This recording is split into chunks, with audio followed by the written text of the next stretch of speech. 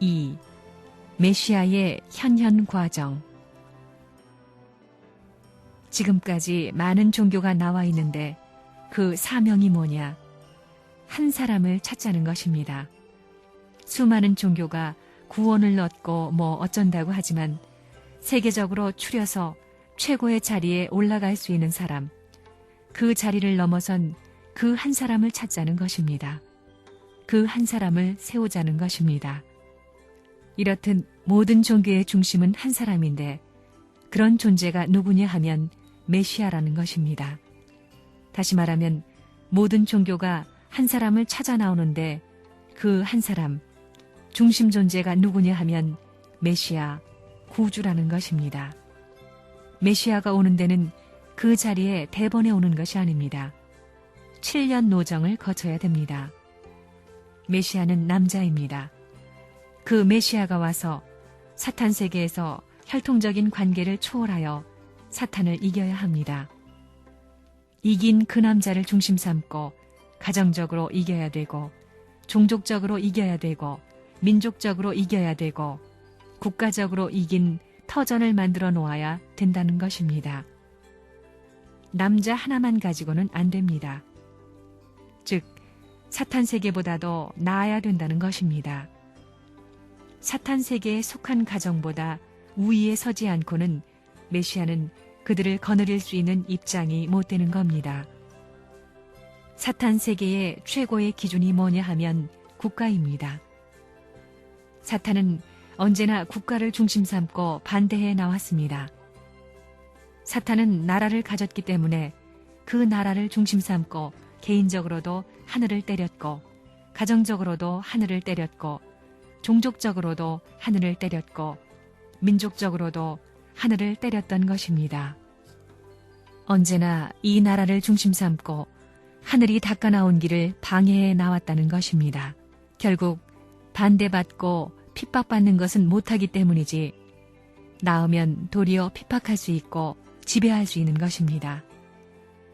인간이 타락함으로 말미암아 이 세계는 사탄 세계가 되었기 때문에 이 세계에는 사탄 편 개인도 얼마든지 있는 것이요, 가정도 얼마든지 있는 것이요, 종족도 얼마든지 있는 것이요, 국가도 얼마든지 있는 것입니다. 그렇지만 하늘편은 없다 이겁니다. 개인은 있지만 그 기준에 올라온 가정이나 종족이나 민족이나 국가가 없다는 것입니다. 결국 메시아 개인으로서 가정을 이기고 메시아 개인으로서 종족을 이기고 메시아 개인으로서 국가를 이길 수 있는 터전이 없어가지고는 일반 사람이 올라갈 길이 없다는 것입니다.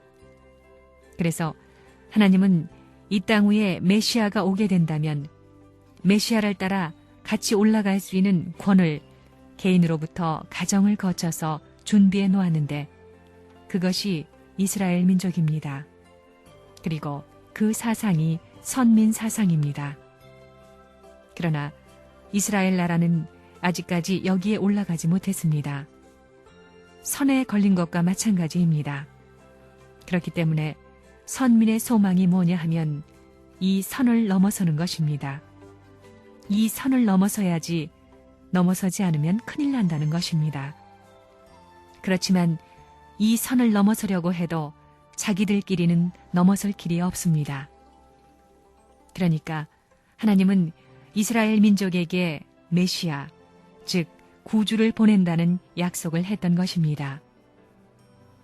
하나님이 이것을 국가적으로 넘기기 위해서 수천 년 동안 준비하신 것이 메시아입니다. 메시아를 보낸다는 약속을 하신 것입니다.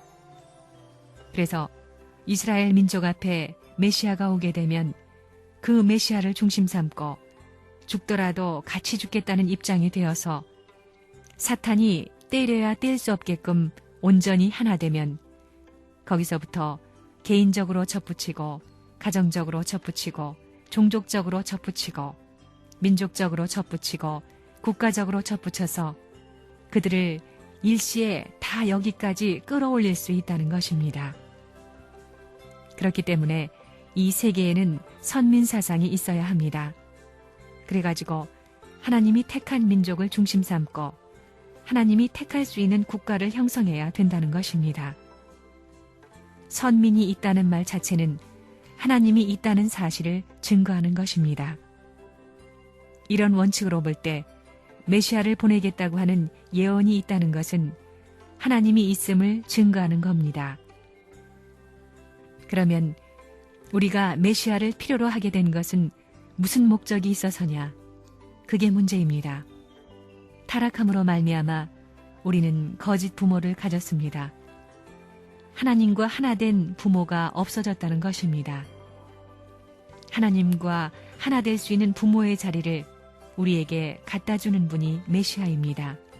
이것이 첫째입니다. 둘째는 뭐냐 하면 우리를 다시 낳아주는 것입니다. 결국은 우리의 몸에 사탄의 피가 있으니까 그 피를 빼내어 사탄의 아들, 딸이 아니라는 입장으로 우리를 접붙여서 다시 낳아준다는 것입니다. 셋째는 뭐냐 하면 메시아는 우리 인간으로 하여금 사탄 마귀를 종새끼로 만들어서 종으로 부릴 수 있는 사람으로 만들어낸다는 것입니다. 즉, 우리 인간들 앞에 메시아가 와서 우리로 하여금 사탄을 굴복시켜서 종으로 만들 수 있는, 사탄을 굴복시켜서 그를 처단할 수 있는 자격자로 만들어준다는 것입니다. 결국 인간이 타락했기 때문에 첫째는 부모를 잃어버렸고, 둘째는 사탄의 피를 받았고, 셋째는 사탄의 지배를 받게 되었습니다. 그러니 그것을 복귀하기 위해서는 거꾸로 올라가야 한다는 것입니다. 원리로 보면 믿음의 기대가 있고 실체 기대가 있습니다. 믿음의 기대를 이루고 실체 기대를 이루어야 메시아를 바랄 수 있게 되어 있습니다. 이것이 원리입니다. 그러므로 믿음의 기대와 실체 기대까지 이루자는 것입니다. 메시아는 그 자체가 믿음의 목적체요, 소망의 목적체입니다. 믿음과 소망이 이루어진 목적체입니다. 그러면 메시아를 위주로 하여 목적을 달성한 그때에는 무엇만이 남을 것이냐? 목적이 다 달성되었으니 사랑만 남을 수밖에 없습니다. 그런 거로 최후에 남는 것은 사랑이라고 했습니다. 그 사랑은 믿음의 완성 실체를 통한 사랑이요, 소망의 완성 실체를 통한 사랑입니다. 그 사랑 하나를 위주한 대표자로 오시는 분이 메시아입니다.